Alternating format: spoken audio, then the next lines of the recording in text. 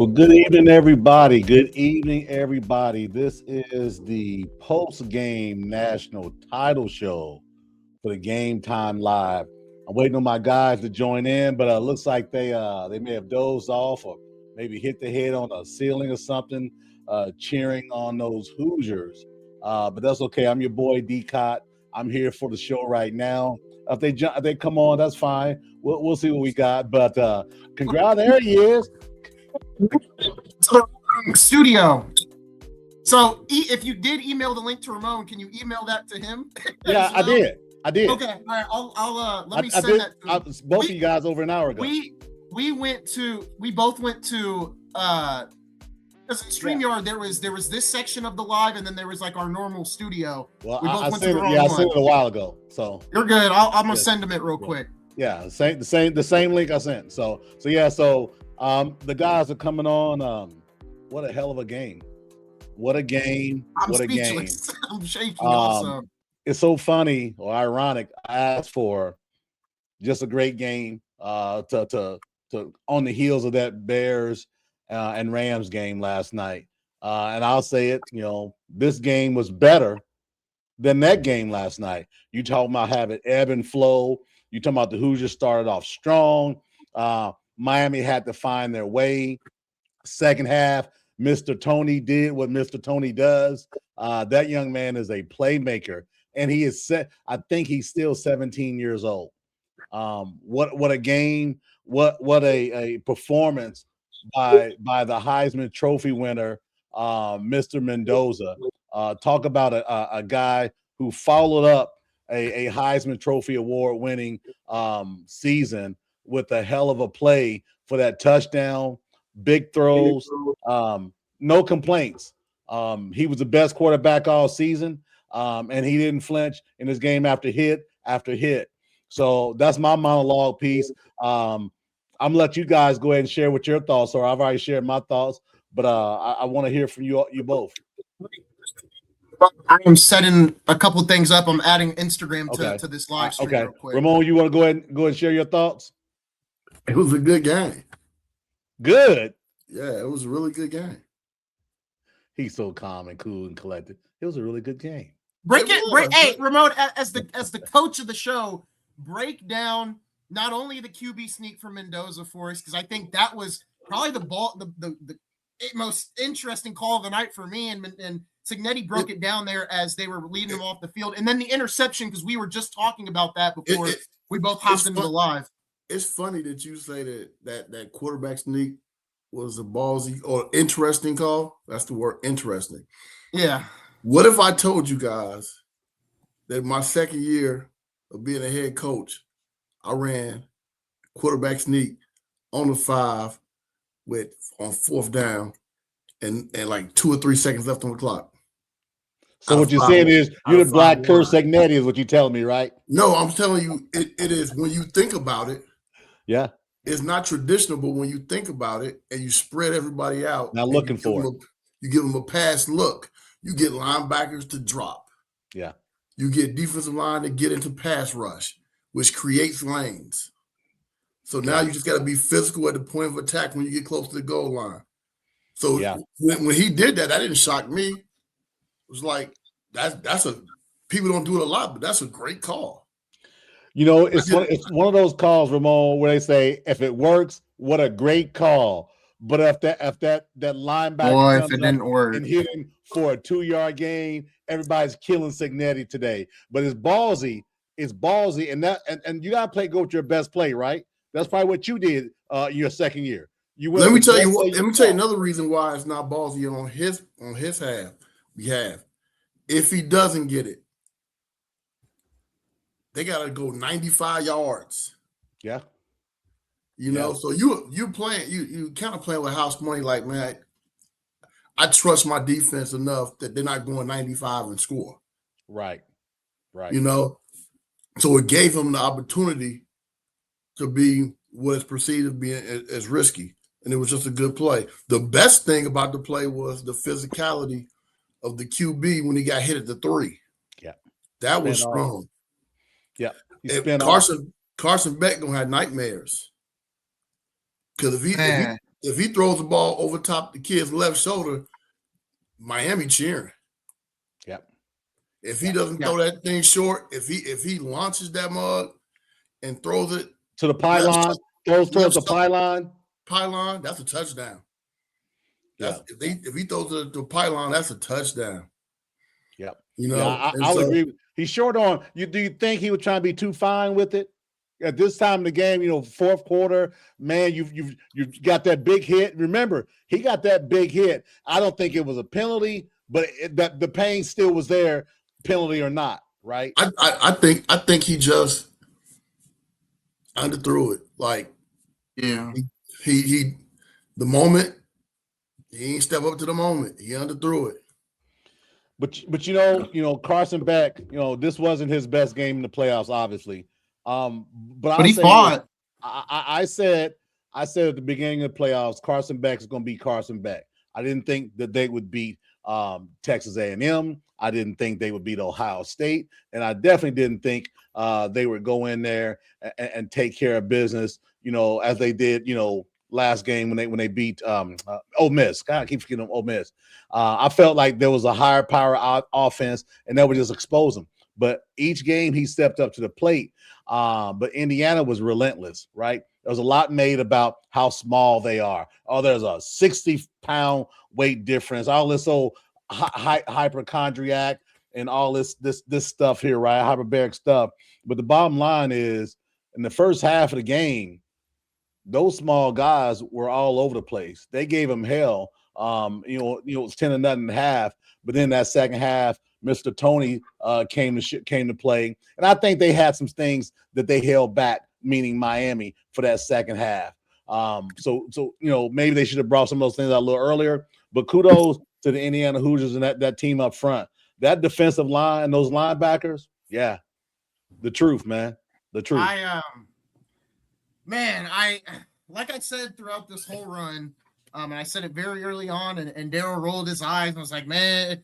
I just said, I hope for the sake of the state and everything that has gone on the last couple months with Hallie, with Clark, with Daniel Jones, with the way the Colts season was looking, I was just hoping nobody got hurt. And that even goes on the side of Miami. And even tonight, I mean, it was a pretty much injury-free game. No one got hurt. So that was good to see first off. And, man, I mean, I can't help but be happy. I've never been like this huge IU football fan. I'm not going to come on here and say I've been waiting for this for such and such years, but for the state to see this football team, it's the biggest turnaround in college football history. It's probably the biggest turnaround in pro sports in the last, until the Browns win a Super Bowl, it's probably the biggest turnaround in pro sports. Well, that'll never happen. So this is going to be the biggest thing. But you know what? You said pro sports. It's funny, right? As we talk about this. No, hold on. But as we talk about the NIL and how things go, man, I was up there in the living room with me and my middle boy. I'm like, how long are these damn timeouts? Money. I'm sitting there like, are these 5-minute timeouts? That's money, man. At the end of the first half, I was like, man, all right, well, it's 10-0. I thought Indiana was going to put it away at the start of the second half, but props to Miami. That whole second half, they were, other than for them, for as resilient as they were to be down 10-0 in the first half, then they score a touchdown and you're like, okay, we've got a ball game. Blocked punt, you think, okay, well, it may be over now. Miami may, this may knock them down. And no, they got right back up. That running back, Fletcher, if there was an MVP of the national championship game, Miami comes out the winner. That's the MVP of the game. I disagree with that. He did. That guy number 10, Mr. Tony, was the difference maker in the second half. That was a great run, that 57-yard run.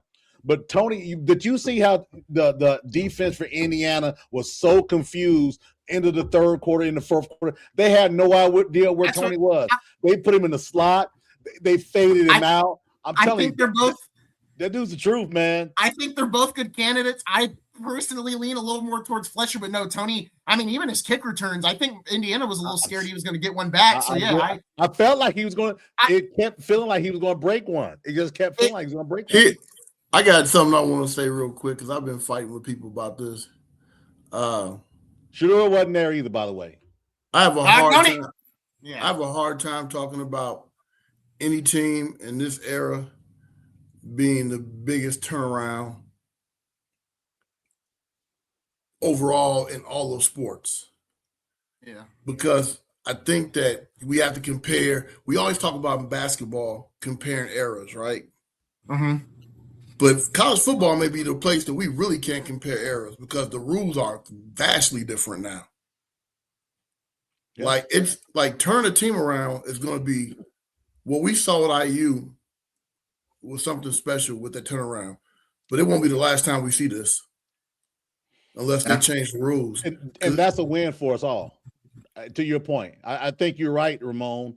Win for us all meaning like viewership, watching stuff, enjoying, or win for the sport. Win for the fans.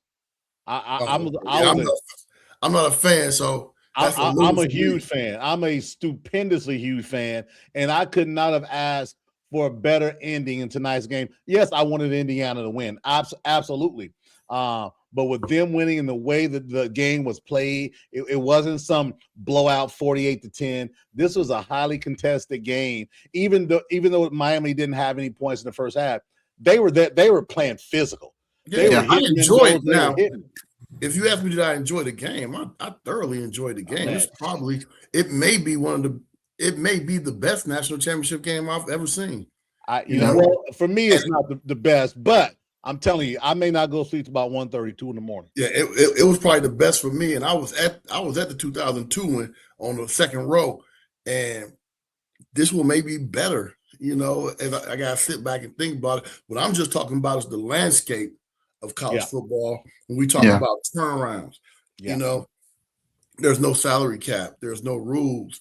You go build a team. Like we're going to see this duplicated again. Maybe not to this extent from the worst team in college football to a national champion, but we're going to see some teams that we thought could never win things jump and start winning things due to how the landscape is right now. Texas Tech, the oil money schools, right? And I think that's a really, really good point. A lot of people don't talk about it because it's you're just a hater. No, it's just the truth. Right now, in today's climate, guys are already jumping out of the portal. Now, mind you, the cutoff was the 16th. So those deals have kind of already been kind of talked about and made somewhat. I love the fact that it's open season because that's going to drive the decision to put some guardrails up. Because there's gonna be a lot of people mad tonight. There's a lot of people in the SEC is mad tonight. There's a lot of people in the Big 12 are mad tonight. There's a lot of people with big money schools across the country that are real mad because Curt Cignetti looked like Mrs. Doubtfire all night with his hands on his hips. No. I can show you what he looked like. Hold on. So I love it. I love the fact that it's there. And you know what the good thing about it is? We don't have an idea who's going to win the title next year. Here's one thing. I don't think that there's going to be any guardrails ever put up.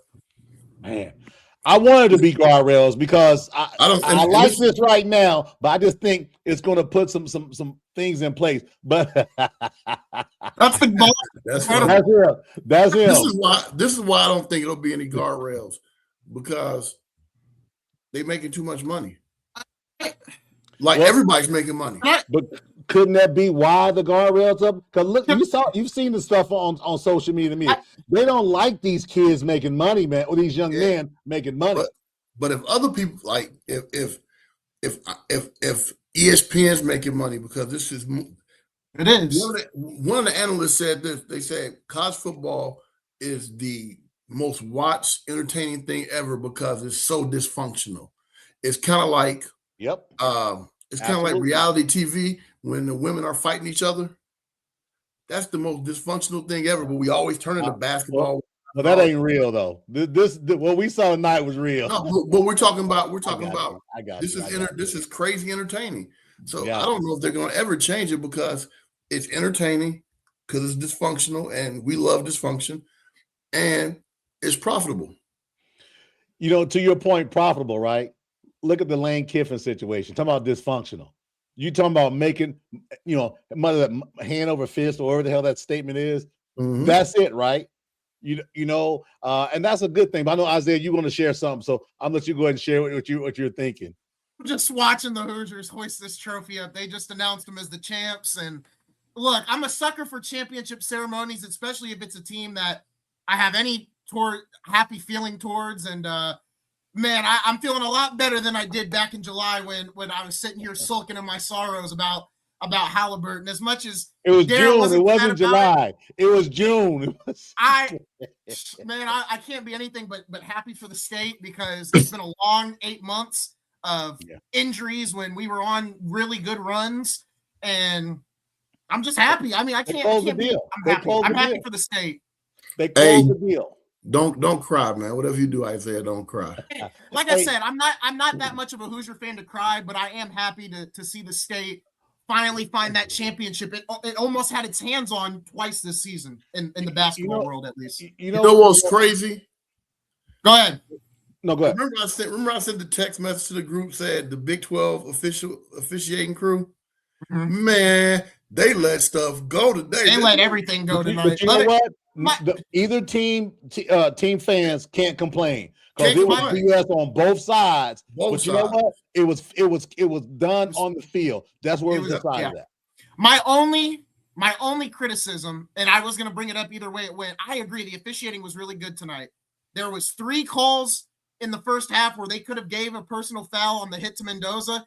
I do find it odd where in the final 2 minutes they called the personal foul for Beck, but they didn't do it 3 times in the first half. That was a hard hit. Hey. I'm just saying, I get it, but still. Two things. Go ahead. He could have called that on that one when he carried out the play. And the only reason I think he could have called it is because he went helmet to helmet. Yeah, not for hitting him, because if you carry out the option, right? It was the helmet. That's it's the helmet.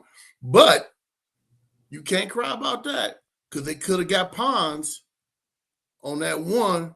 He didn't fully hit his helmet, but he launched, and that is a okay. All right, he launched, and he was defenseless. Yeah. So, but that's the beauty of it, right? Because these are so bang bang, and you talking about you probably had 4 or 5 different replays, and he was like, okay, well, he hit him with the shoulder, he did hit his head, but to his point, he launched, right? So that's what I was thinking, because I had the television down, because I'm not a big. Because to your point, Ramon, it just seems like the broadcast is an infomercial now.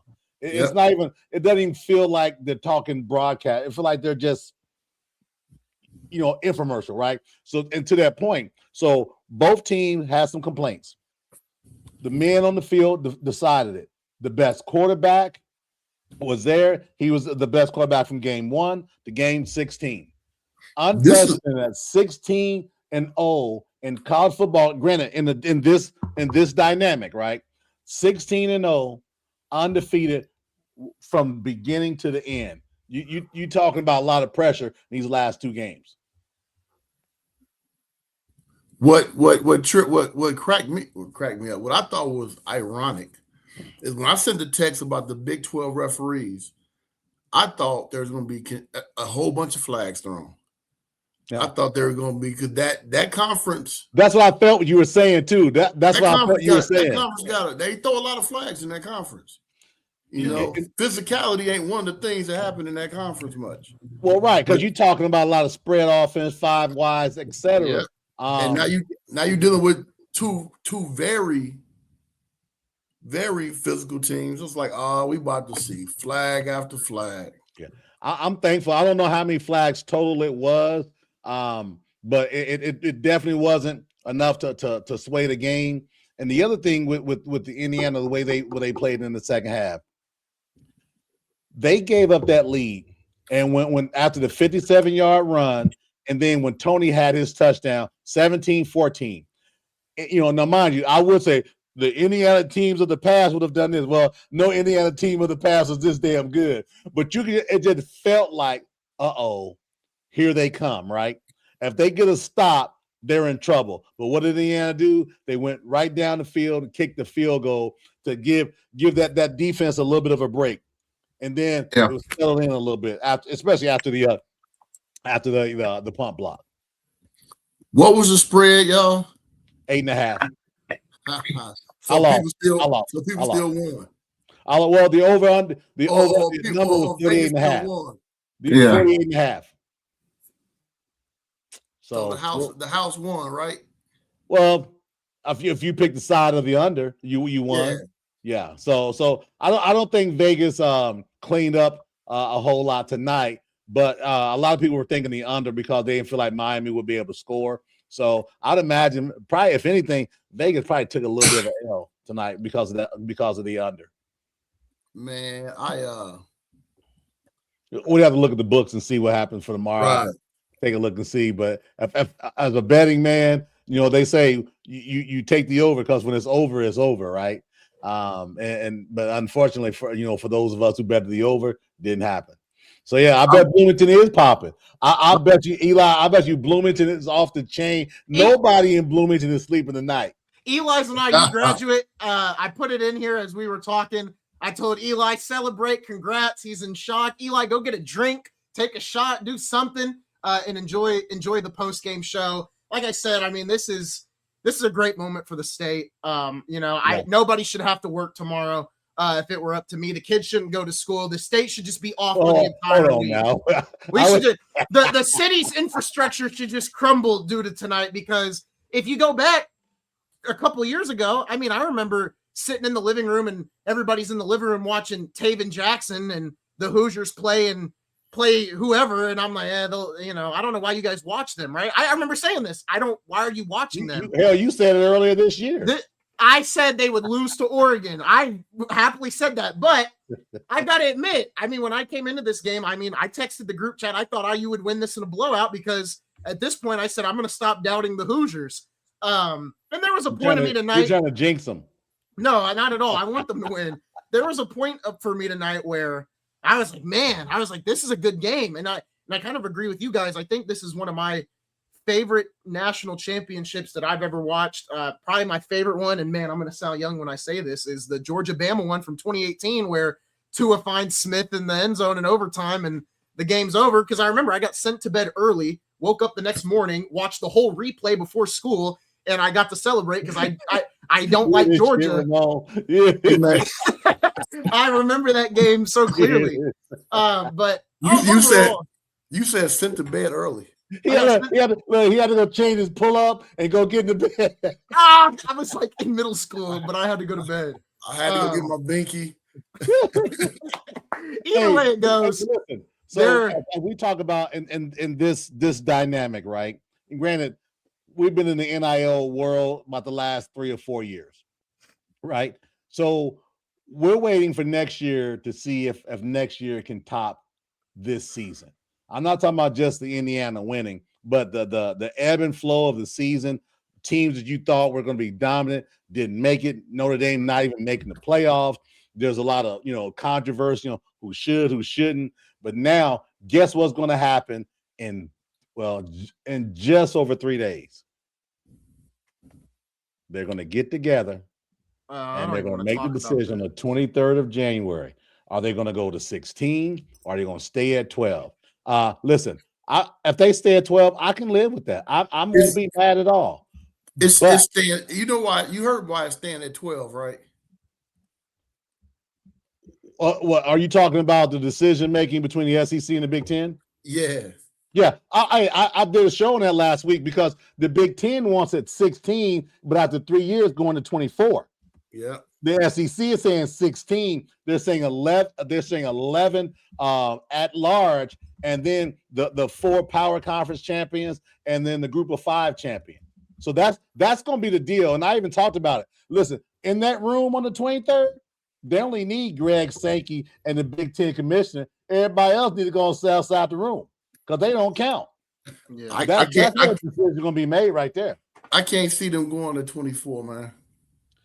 Well, Big Ten wants it after 3 years. They don't want it immediately. They want 16, and then I can't see them ever going to 24. I can't either, and it just surprises me that the Big Ten commissioner would ask for that. It just seems like, well, this will ensure, at large. You're talking about what? 15 at large bids at 24. That's a lot, and that's a lot of Big Ten and SEC allure right there. I think the topic of expanding the playoff and everything else, I think it's starting to get annoying, You know, I don't really. I think it's annoying. No I don't chance, really, Eli. No chance. Yeah, I to put that in the chat, I really think the conversation of expanding the playoff from either 16, 24, 18, whatever number you want to throw out, 20, I think it's all stupid, and I think it's all null and void. And we can talk about, I get it, it's money, but taking away that for just a second, it's stupid. It really is stupid to sit here and say, let's expand the playoff so every good team gets in, right? Are you trying to be college basketball, or are we going to be football? Right? That's what I get it. Money talks, but it's that ruins the purity of a champion if you put in all these extra teams for no reason. There was complaints tonight. There's complaints already tonight that the national championship is happening tonight on January 19th. You know what day it's happening next year? It's happening on January 25th. So I think the format should stay at 12. I don't care if they expand it or not. I'll wait until the decision, because honestly, I think the topic in general is a stupid topic, because we already know it's going to happen because of money, or it's not going to happen because of money. It's going to happen either one way or the other. If they go to 24, you're ruining the sport already to a degree that some people think you've already worsened it. They're not ruining the sport by expanding. The expansion isn't going to ruin it. If they go to 24, we may not like. Listen, we may not like it, and that's okay. But let's not be that dramatic. It's not going to ruin the sport. Just like those who say, "Well, these players transferring every year is ruining the sport." No, it's not. It is. No, I don't. I disagree with the transfer, but I think if you expand the playoff, playoff, I'm watching no matter what. I'm not that dude that's going to say, "Well, if they do that, I'm going to boycott." I'm going to have my butt down on this couch every Saturday looking. I don't think it's a boycott thing, but ruin the sport. There's like 5,000 kids right now without homes. You're right. That's crazy. Education. That's nuts. You know. Hey, Brandon, welcome to the show. What's up, fellas? That's rough, man. But that expansion of 24 teams and the Big Ten pushing for it is because they got teams in multiple regions. So I got the Pacific, the Mountain, Central. We need all our teams in, because we want to be in every time zone and get all this money in all these markets. Like I said, I think the conversation for me at this point, I think it's annoying, because it's just like, well, it's either going to expand or it won't. I think, I hated the 14 playoff because it wasn't really a playoff. It was just I didn't think it was a good system either way it went. This ain't the same, Eli. I think the 12-team playoff, these last 2 years of the 12-team playoff has been probably the best format since the BCS. And I know everybody hated the BCS. I think the 14 playoff was still the worst idea compared to the BCS, and even before they had whatever system that they didn't even have a national championship. Notre Dame won't agree with you on that. And that's fine. Notre Dame is out of the playoff and didn't play their bowl game, so they can sit at home and, like I said, they can sit in Cancun. And if they want to join the party, they can drive over to Everybody's in Cancun now. The season's over. But Brandon, what are your thoughts on this? We're talking about the 23rd D-Day. Big Ten wants 16. After 3 years, go to 24. SEC wants 16 to stay at that. 11, 11 guaranteed bids, and then one for each of the Power Four conferences and one group of 5. What are your thoughts on that, man? And celebrate the Hoosiers winning a little bit too, because that's what the. But we're gonna get to that. Hey, listen, I'll have to be at work till 8:00 tomorrow, and I'm like 5 minutes from work. I thought you were 3 steps from work. No. I had to call my dad. My dad being an IU fan, I had to call him real quick, so I had to boast for him. But no, I think 16 is your sweet spot. I think personally, like somebody said, I thought I heard that you get to 24, you're almost feeling like it's getting to March Madness there, and I think if you get to that point, hell, even at 16, I think in a year or two you're going to be. I don't think the conference championship games are going to matter anymore. You just get rid of those completely, and that's your first round of the college football playoff. Yeah. Do the conferences want to get that money up? That's the key. It depends how much the CFP is going to give them. That's going to be the difference. And see, I wish they would have a live, open auditorium forum for this thing on the 23rd. I would pay to sit in that room, because I would love to hear some of the conversation that's going on around 16, 24, 11 guaranteed bids. I would love to be in that conversation. Yeah, it's hell, I think you might do a filibuster there possibly and just keep talking the whole time with him. But no, I Hell think yeah. I'll be they all day. it'd be a 7 hour thing. But no, I think hell, I'd even be okay. I think max wise, I'd be okay with 18 even if you went to an 18 instead of a 16. But at some point, you're going to get these teams in there. Like, really? I mean, we bitched and complained about Tulane being in there and JMU being in there.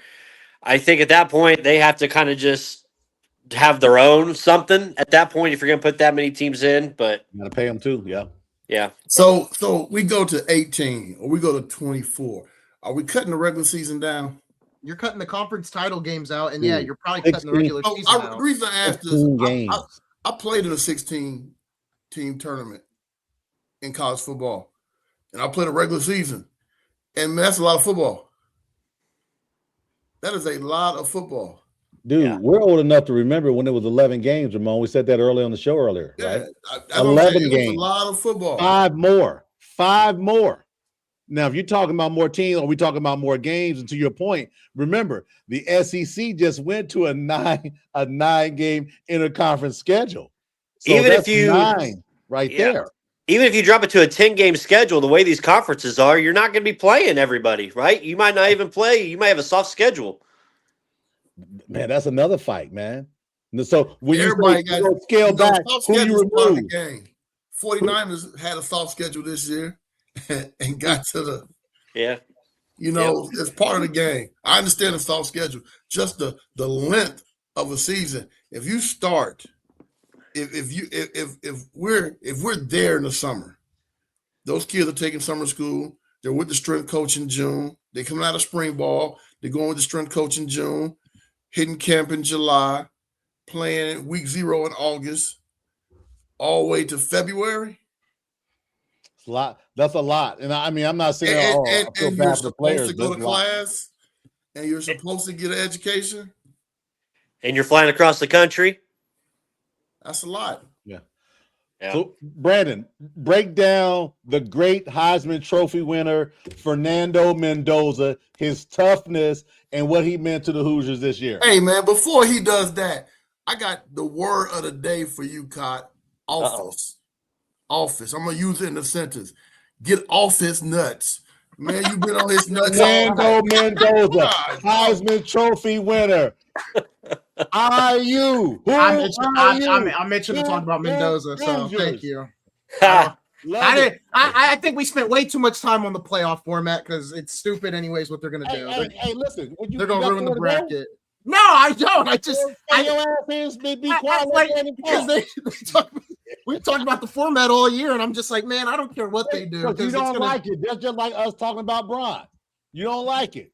Sit there and mute talk yourself. about Then. Braun all Go year. ahead, Hey, put him in timeout. You know he's young. Put him in timeout. I'm talking about Braun all Go year. ahead, Brandon. He don't like college football like we do. That's not I true. That's I not know true. you don't. That's not true. I'm excited Oh. about talking the game, the bracket. I can care Giggity, less stop. about. Hey, I feel like Mendoza had his when he scored that touchdown. That was his version of the Vince Young Texas on USC moment. For that, they're probably gonna blow that up and put that somewhere down there at Bloomington. But no, coming from a Purdue fan, congrats to IU, Cignetti this season. Those guys are the real deal. They proved it that they can turn around in 2 years.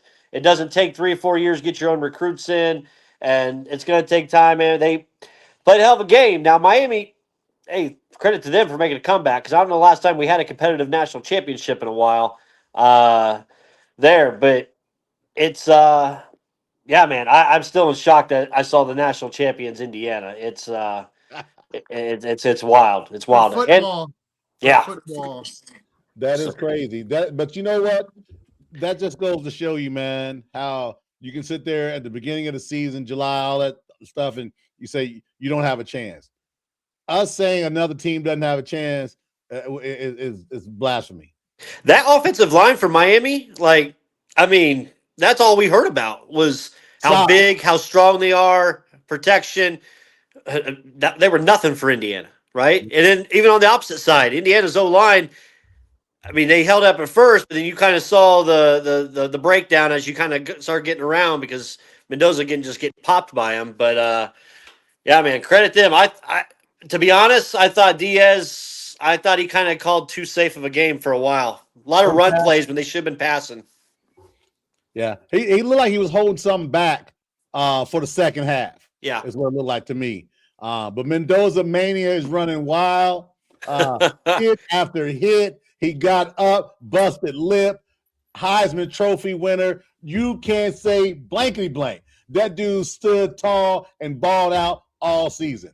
Well, man, he need to be drug tested, man. I think I've already been online already to get me an 8x10 glossy of Fernando Mendoza. And his mom. You bet not, man. You make it seem like you went to Alabama. Woo. Dude, listen, you got to respect that dude the way he plays. Oh, I do, but balled out. I love everything about that dude this year. And didn't know a damn thing about him in July. And beyond, I did not know a damn thing. I knew he was at Cal and he came over, but it was a gnat on a dog's butt. Now, now. You know what? I'm not gonna have any more kids, but if I had another kid, I would probably name him Fernando or Fernandi. Never say never. I'm done. The doctor made sure that you should probably name him Fernando. That's what you should probably name him. Fernando. Hey, but check this out. What's crazy? What's crazy is this with the transfer portal and NIL and 13 years of eligibility, preseason rankings should go away because you don't know what you got. Mm-hmm. We've been begging for that for a while now. I mean, it's really crazy now. You never know. You like, and the star system, the 4-star, 5-star, that's appropriate when you're coming out of college. I mean, out of high school. But if you spend 3 years in the program, your 2-star should have turned into a 4-star if you've been in a program, an adequate program for 4 years. You're no longer a 2-star. You were a 2-star when you were at Warren Central. But now you've been at Penn State for 4 years. You're probably a 4-star. You're probably that good. So winning the Natty bumps you up, but should bump you up now too, I think. Yeah, man, definitely. Yeah. So a lot of that stuff is like, and then some of these guys who are jumping in the portal who didn't play well at their previous school and sat the bench, they're not really a 4-star anymore. They're probably like a 3-star, 2-star, 1-star, So, man, that whole star thing is kind of overblown, especially in the environment we're in right now. But they showed what he showed and what he proved and what the last 3 champions proved.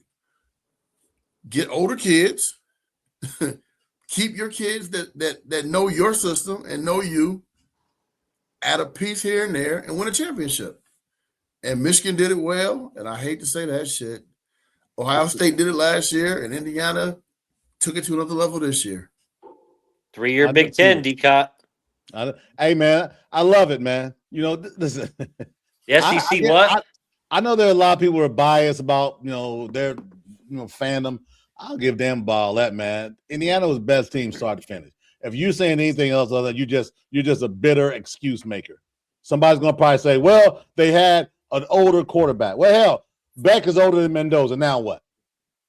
And down the line. So I'll chronicle that as well too. So if you're not giving Indiana the credit that they deserve, you just bitter and just want to make yourself feel good about your team not winning. And that's so be it. I can't wait to hear Paul Feinbaum. I may call his show and drill him because he's been real negative towards the state of Indiana and the Hoosiers. They're gonna arrest your ass if you call. He may need to get some heat because he talked a whole lot. All Indiana's done is play ball. Hey, Brandon. Yep. Cock gonna log in for penitentiary, man. All right, they're gonna revoke his Alabama. I'm telling you, man. You better leave them people alone down in the SEC. Hey, you know what happens when we talk bad about SEC or so? Something happens to our show, we go off the air, we get right. You gonna log in? Yeah, you can't log in. Server goes down. Yeah. But I agree with you on the ranking shit. I think you should at least wait till maybe week 5 before you get a true ranking in there. Yeah. Because again, we don't know yet anyway, right? Me and a kid was talking today, y'all. Me and a kid was talking. He's an IU alum, And he was like, "What do you think, Coach Stallings?" I said, "Man, I was like, this game ain't gonna be what you think. It's gonna be a lot closer than what you think, just because of the physicality and the violence that these guys play with."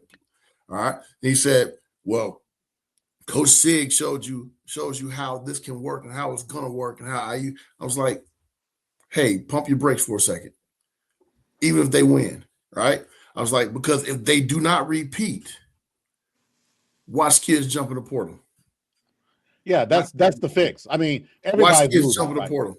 Everybody. If they don't win next year, I mean, if IU loses first or second round next year, they're gonna see what Michigan saw 2 years ago, what Ohio State saw this year. Kids are gonna be like, I got my one and done. People want me. They're gonna give me an extra couple million over here. I'm out. Hell, it's wild. There was a kid I saw from IU that went to the portal last week. Yep. He don't give a damn about national championship. The day before it closed, the 15th is when it was. That's the wild part to me. Like, what are you doing here, right? But the portal shouldn't open until the season is over. Right. People are in their ears. The window's ridiculous anyway. The window should not be during the playoffs. That's ridiculous. Wait, what you got? Titans have hired Robert Saleh. As what? So you're mad about us talking about the playoffs. You bring up some damn Robert Saleh to the damn Titans. That's what I'm talking about. Did they just watch the game on Saturday? What happened? Man, please. Hold on. I was talking about the bracket combo. I wasn't talking about the game. And I wasn't talking bracket the damn Robert Saleh going to Tennessee. It's a good hire. What are you talking about? The hell you talk, man? See, this is my point. That's my point. Hey, you don't like football. Just say it. I want to take a commercial break. Serious? Please, no, I don't like get the hell out of here. Because Cleveland still ain't got a coach. Neither does my Steelers. No, going off the rails. Now it's going off the rails. Nobody want to coach that dude. To set it up. Ramon, you just nope. Brandon, go ahead and finish your story about NIL. Go ahead. No, I just thought it's crazy, man. You go in the portal. You go in the portal right before your national championship game. The Oregon guy did his before the Peach Bowl. It's like, didn't play. What are you there for? Are you there to win a national championship? Or are you there to try to get exposure to get yourself to go to the league? I don't know. Maybe these kids nowadays have a different mindset. I'm sure they do than what I had back then. But I know on team aspect, I was more for like you're there to win the ship with your boys. And it's like I said, we've said it before. You guys have said it on your show as well. Like there needs to be some groundwork. There needs to be some rules put in place. There needs to be a czar to kind of just. And college basketball just changed their portal. Yep. They've moved it now, which is what the football needs to do. Which was a good move. I mean, I said a couple weeks ago, if college football fans feel like they have it all bad, I mean, college basketball transfer wise and all this and all the politics stuff wise was in a much worse spot than college football was. Honestly, college football is in probably a really good spot, in my opinion, with the parity and everything else. I know there's everything else that we've talked about, money, but compared to its counterpart, college basketball, college basketball was in a much worse state. And I think, they're starting to hopefully get that thing figured out with the rules that they have put in place. Yeah. Now I know this will tee up DCOT, so I know he's going to go off here in a second. So how much pressure now does this put on Notre Dame for next year that they got to produce that IU's now running the state? They'll still underperform, so it's fine with me. They'll lose in the first round, second round. They'll never win the big one. They'll get to the big one. Don't worry, I've already sent 4. I've sent 4 tweets to Barry Odom and Mike Babinski already tonight. So yeah, they'll never win the big one. It's all right. Freeman will have an NFL job before they can even think about winning a natty. So I'd love for him to go to my Steelers. I tell you what, 20 years, book it. 20 years. To your point, Brandon, earlier, if Freeman goes to Pittsburgh, however old he is, add 20 to it, he'll be there. Hey, Freeman and Notre Dame, I don't know what they've done with admissions. They're killing the portal right now. Yep. They're killing the portal right now. So is LSU. Isn't LSU doing good too? I mean, I expect LSU, man. I've never heard about their extremely hard academic standards in LSU. I want to see how it plays out on the field. We got a lot of guys that are top end guys. They're saying this guy went there. I want to see what September and October looks like. They got one of the stronger recruiting classes overall from recruiting, from the portal. They had decent retention. I'm like, they're going to get into the playoffs next year because of the rules. Even if it's 12? Yeah, they get automatic. Yes. All they got to do is They get an automatic. If they're in the top 12, That's why people are in. begging them. That's right, because people are begging them to go to a conference. Yeah, that conference stuff, they don't need it now. If they're in the top 12, they get automatic bid. I need to see some more from CJ Carr. I need to see more from him next year. I don't know. No guarantee. Top 12, boy. The way they fade away this year. I don't know. So if they're in the top 12, they just get in? Yep. It's a stupid rule. Well, they'll be 13, Isaiah. Don't worry about it. They'll be fine. I hope they never see the playoffs again because they're a wasted spot. You know, Isaiah, Jesus is not happy with you. Man, look, I'm all good. I just Notre Dame doesn't deserve to be in, and they're sitting at home and they're sulking. All right, Purdue's got basketball, so they're good. Isaiah, that's not fair. They've gotten over it at this point. They've gotten over. Are you sure? Because I just saw a tweet that just said still the last team to beat Indiana, so they're clearly not over it. See, if I see that, I'm going to go nuclear. They're the Dallas Cowboys of college football. I'm going to go nuclear if I see that. They're still the only team to beat Indiana last year. I got a question for you. Who leaves and who stays? Who declares and who stays for this Indiana team? I have no idea. I don't even know. You just don't know. I mean, when people in these young men's ears, you just don't know. Hey, you got your ring. You're good. Now go to school X. They're going to get you $280,000 more a year or whatever. You know, I can see more staying. Yeah. I really can see Sig talking him into staying. I really do. Hey, when Sig put his hands on his hips and give you that look, you're going to stay. Hey, give the picture up again. I say, hey, when Sig gives you this look, you have no reason, no choice, no nothing but to sit there and say, "Okay, coach, I'm staying." Damn, for anyone that doesn't know, that is the boss in the scene from The Incredibles where he's talking to Mr. Incredible and he's yeah, that's right. that's it. When that picture comes up, hey, it's shut down. You ain't going nowhere. And honestly, remember The Firm back in the day, the movie The Firm with Tom Cruise? Hey, you ain't going nowhere. And honestly, with Dante Moore staying, which at this, because even there was last year, right? I wish yours would have stayed. He had a lot of offers in the portal. He chose to not. We knew we get a Quinn Ewers sighting again. I'm bringing up an example. He had the option. Does D'Angelo Pond? Am I going to get a word? Ewers had the chance to stay. He had multiple offers up on the table. I thought Dante Moore was leaving too this year, and he would have clearly, and he chose to stay. So what's Raiola going to do? Because he committed to Oregon. Is he going to leave again? Be the highest paid backup in college football, right? I was wondering what he's going to do. So does you guys think does Pond stay? Depends on who's in his ear. I think that's what matters. Let's just take guesses. All this is guesswork. Yes, I say stays. I'd say yeah. Does Coop stay? No. I wish he would. I hope he does. But I doubt it. I mean, can I text his dad real quick and ask him? Yeah. I can text his sister. My wife worked with his dad for a couple of years, so she sent him a message tonight. I didn't even know it. She's like, "Yeah, I know his." I'm like, "What? I didn't even know it." Shit. His sister played volleyball at IUE, so I could, maybe. Oh, y'all got the contact game on the damn show. I may have y'all all beat. Well, I'm gonna have y'all beat. His uncle is my best friend. So, Ramon! So there you go. Why do you on your show? Hold on. When we walked in to Butler, at the same time together, both outside linebackers.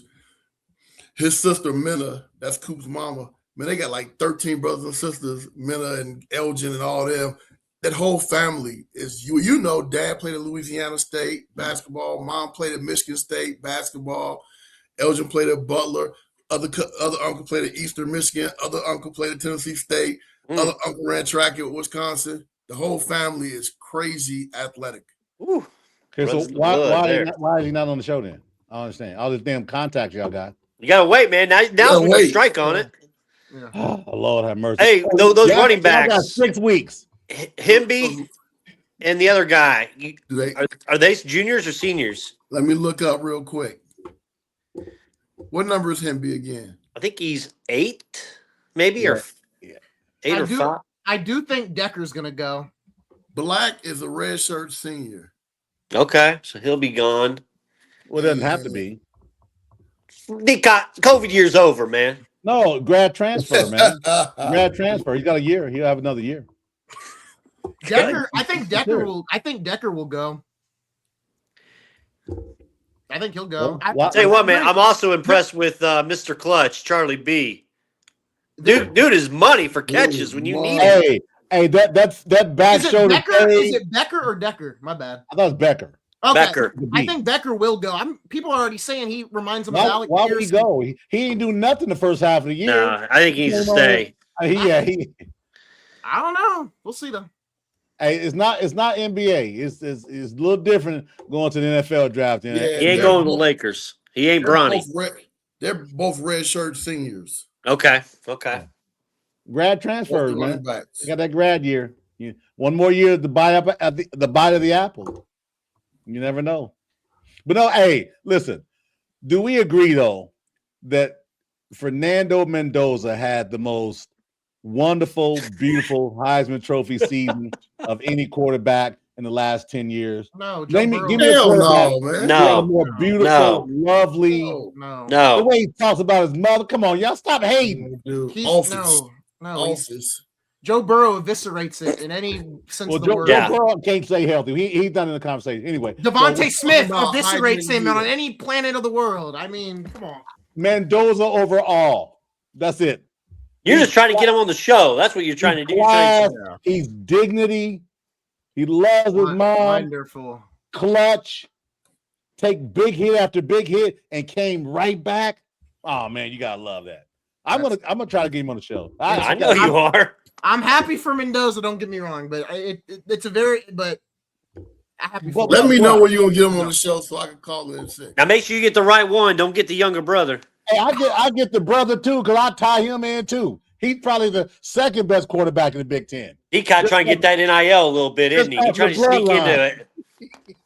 No, man, listen, man crush for sure. I ain't front. Man crush. 100%. I'm letting Decott have it tonight because I know he knows tomorrow he's gonna have to watch a lot of NBA and college basketball starting. Man, listen, I'm okay with that. I'm okay with that because this was the peak of the college football season, the best season I've seen since I've loved college football. Is this title for you, Decott, better than all the Alabama national titles that you've seen?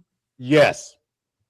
Absolutely. I'm gonna tell you why. Because for me, because Indiana has been a doormat for years. I've got on this show and people say, well, Kurt said they should be careful about running up the score. And I said, run up the score. They wasn't thinking about you all these years. Best Indiana team prior to this, 1967, Indiana Hoosiers against the best running back ever in college football, O.J. Simpson in the Rose Bowl in 67. That's the best IU team since then. That was over 50 years ago. Absolutely. I take it all day long. Because you know why? Because I won. I got to watch great game after great game after great game. And then have a show partnered up with my boy down here. We talk football also. Are you kidding me? All day, man. Now we'll reset in August. But this season, best ever. Greatest champions ever. Indiana Hoosiers. 16-0. You can't argue. No, who else was 16-0? That's a really good point. That's a really great point. You can argue that a bunch of teams were better champions. I don't know how. Man, dude, 16 is more than anything. Is more than any number below that. So the next team, if they expand the playoffs and somebody's 18-0, they're better. Yep. Man, you about to make me man. The sponsor gonna kick me off for cursing at you. Hey, listen. Let the Hoosier hate begin. Let the Hoosier hate. It's already started. They're a very, very good team. Very, very, very good. No, great. Very, very good. You're not 16-0 very good. Man, if you could make time warp this team against that 2001 Miami Hurricane team, that's impossible. Yeah, it definitely is impossible. We can't do the time warp. But if we could. If was the fifth, we all be drunk. I don't want to hear that mess. I wouldn't be 16 and drunk. 0 trumps I can hold everything. my- I wouldn't be drunk. There's a website that does simulations. You can put certain old teams Oh. together. So I'm that'd be thinking- interesting to I'm see. You thinking- did that before too. I remember we had that. I yeah. did. I did the Pacers. Yes. I'm taking 2021 Bama. I'm taking 2019 LSU. There's a couple I'm other taking teams in there. 2020. You can have all them. Give me Mendoza and Kurt Signetti. I'm riding with them all day long. All right, look, I don't want to bash on IU too much. I'm very happy that the You title. can't bash on them. You can't bash on. Well, I'm 16 just and 0. because I just said I would take a couple teams over them. That's all I'm saying. That ain't bad. That's just an uninformed opinion. That's all that is. Let's go Hoosiers. I'm happy for him too. I got my Let's IU get city Butler on, so- football in the portal, man. Let's I'm make some happy. moves. Hey man, they call them grades got to be a little different. To get Right? they not backing down off that. I am overall. And they definitely ain't giving no money. I'm overall Hey. happy. Hey, I'm over- what if Mendoza stays? Yeah, That the would younger be one gonna crazy. stay. But There's no way the greatest quarterback in this century of a national champion doesn't go to the NFL. There's no way. He get bad advice if he doesn't go. Yeah, Yeah, exactly. He is horrid advice. he's number one. I mean, Hey, tonight's game his- didn't matter. His mentor was on the sideline. Isaiah, I think you're mute. Oh crap! No, shouldn't be. I can hear you.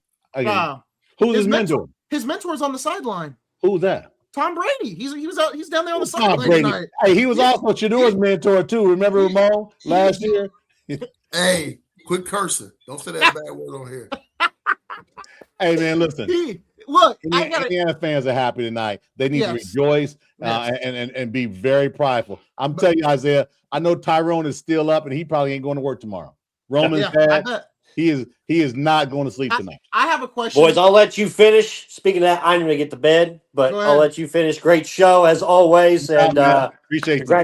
congrats to the Hoosiers. Congrats Hoosiers. to the Hoosiers. Have a good one, man.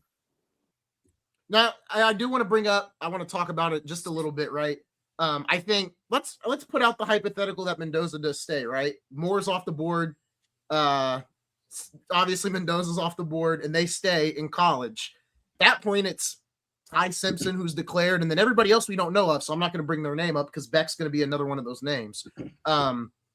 I think we won't see quarterbacks be reached for in the draft because Beck's not worth a first round pick. Simpson's more of a late first, maybe early second round. I think we've talked about the quarterbacks on the trade market. Kyler Murray, probably Geno Smith, unless he gets waived, which I predict he gets waived. Tua. I think we're going to see a lot of these teams reach a little bit now for a quarterback because, there was an interview with the O lineman at Barstool who played for IU. It was the year before IU lost to Notre Dame in the playoff where he was gonna be done with football, or I think go to the draft, one of the two. He was gonna be like a 6th round pick, and the NIL money is what kept him there. I can see Mendoza staying. But my question I pose to you guys is, what teams would be desperate enough to A, draft Simpson, or B, trade for, let's say, Kyler or Tua? Like right now in this moment, who's the most desperate looking at the board? Because if it were me, say Mendoza doesn't enter, the Raiders, you could do another year of Geno if you want. Yeesh. I don't think you should trade for Kyler or Tua because at that point, you don't have to trade. They're going to get cut. Well, yeah, Geno's probably getting waived for sure. There's a big difference in trading and cutting. Because you're saying Kyler and Tua get cut too? Well, because of the cap hit, they're not going to get traded. They can't get traded. They both carry a cap hit of about $50 million, man. They're going to be waived. So when that happens, it makes it a little bit easier. But still, like a team like the Jets, I think the Jets trade down. Especially if it's just Mendoza, because Moore's not coming back. So if I'm New York, I'm probably trading down. Yeah, and then as you look at the list, take a look at Atlanta there at 13. Listen, I love Michael Penix as a person. You realize the Rams have that. Oh, that's right. The Rams got their pick. So you take it from there. You go up the line. The next team that may need a quarterback, maybe Cleveland.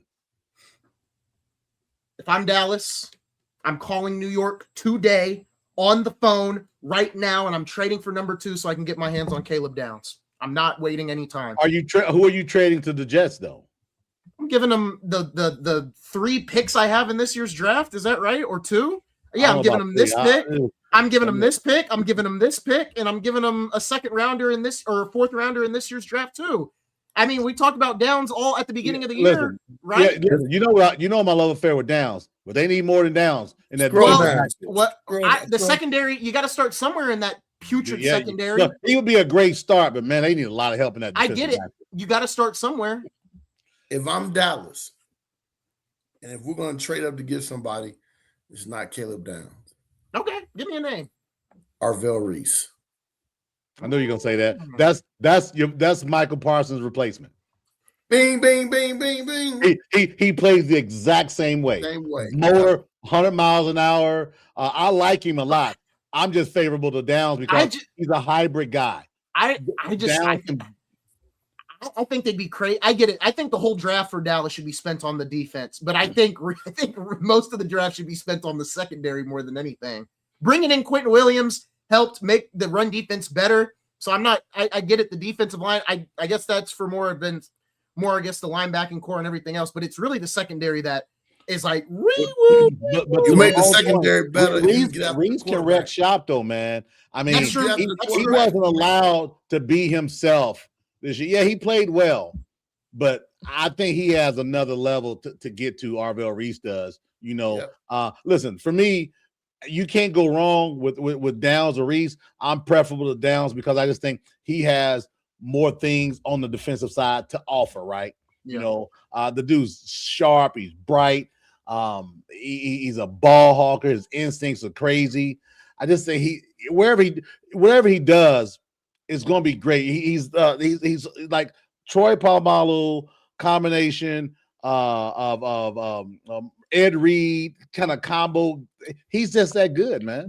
Does Jeremiah Smith stay? I don't remember what grade you're. Yeah, he got to stay. Okay, thank you. That's what I thought. I just wanted to make sure before I brought it out. Okay, I can't wait to see the draft because it's going to be fun. But I think there's going to be a lot of movement. Right to your point, Isaiah. You got 1 first-round quarterback. Okay, 1. Listen. You can say Ty Simpson's a nice guy. He's really a nice guy, but he's a 3rd-round pick. Yep, I agree. He's a 3rd-round pick. I'd probably take Beck at this point over him. And Beck.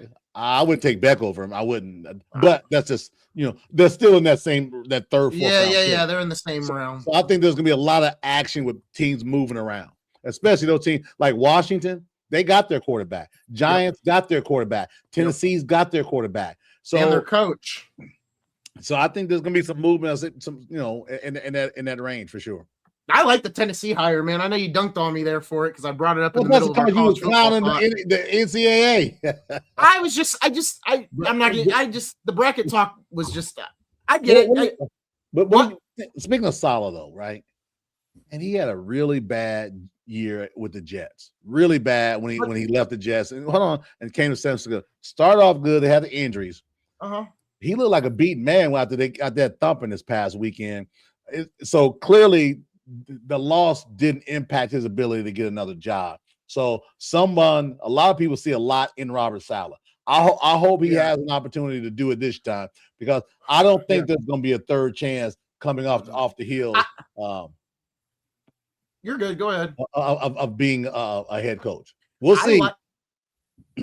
I like the Saleh hire. I thought Saleh in New York was going to work, but I think they wasted Saleh for Aaron Rodgers and trading for Davante Adams. I truly believe Saleh didn't want Davante Adams. Obviously you want Rodgers. I don't think he wanted to trade for Davante Adams. I think at some point it became more of Rodgers' show than his show, which is just it's gonna clash, right? So it happened, and I like Saleh as a coach.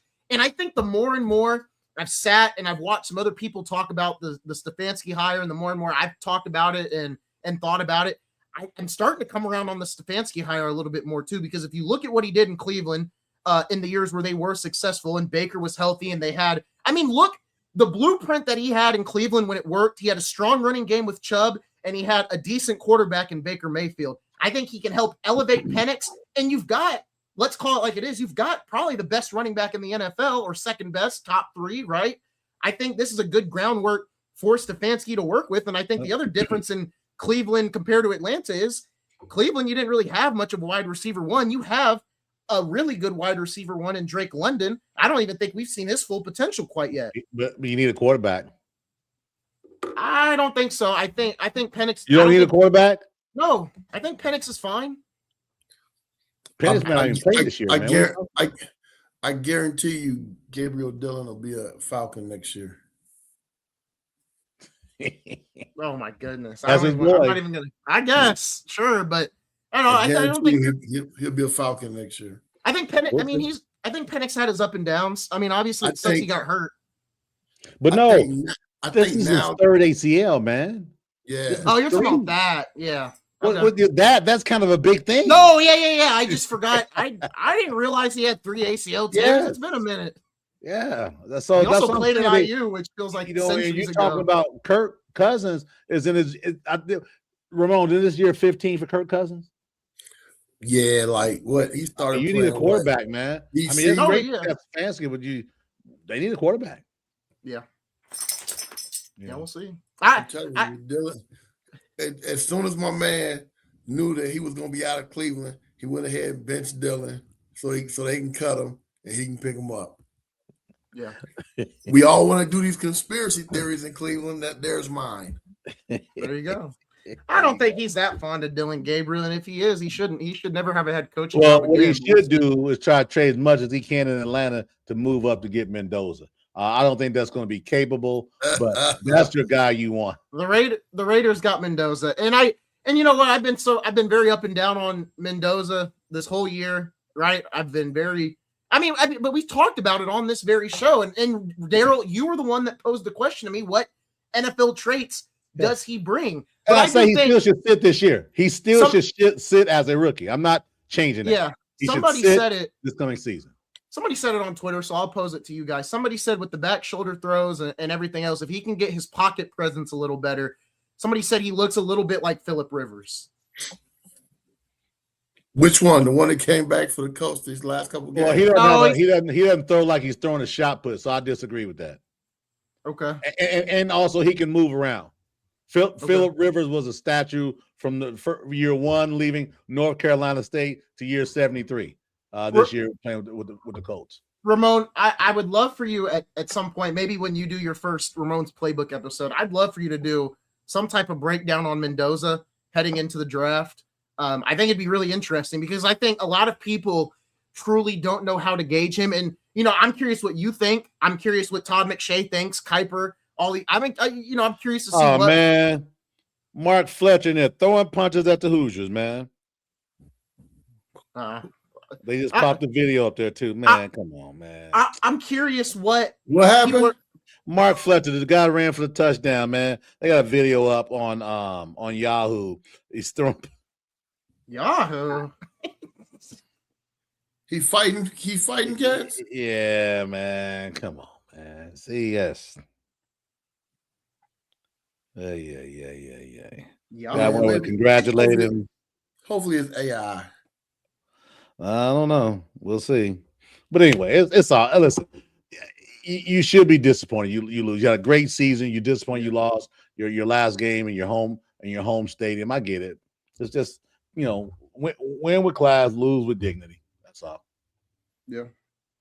Good stuff, man. We've been in this thing over an hour. I'm going to be calling Mendoza. I got his. I think I got his burner phone. I'm gonna call him and see if we can talk while he's on the bus. Heading back to the hotel. Going back to the hotel. They're staying the rest of the night. They're leaving tomorrow. Okay. So yeah. So I'm gonna see if I can get in touch with him. See if I can get him on the show. You gonna hit him up, man? See if you can get him on the show. Man, listen. The M in Mendoza stands for man crush. I could do a show tomorrow. I mean, there's a lot to talk about right now. I can't. I'm out for this week. I got reviews. Yeah. Employee. Yeah, I got. This is gonna be a crazy week for me. I don't know if I'll have much time at all. No, it's been a really good week. I think for me, I think all the NFL head coaching hires have been pretty good. I think I'm a little iffy on Miami's. We'll see how that one turns out. But right now, I'd say most of them, I'd give an 8 out of 10, 9 out of 10. Giants get a 10 out of 10, obviously, for me.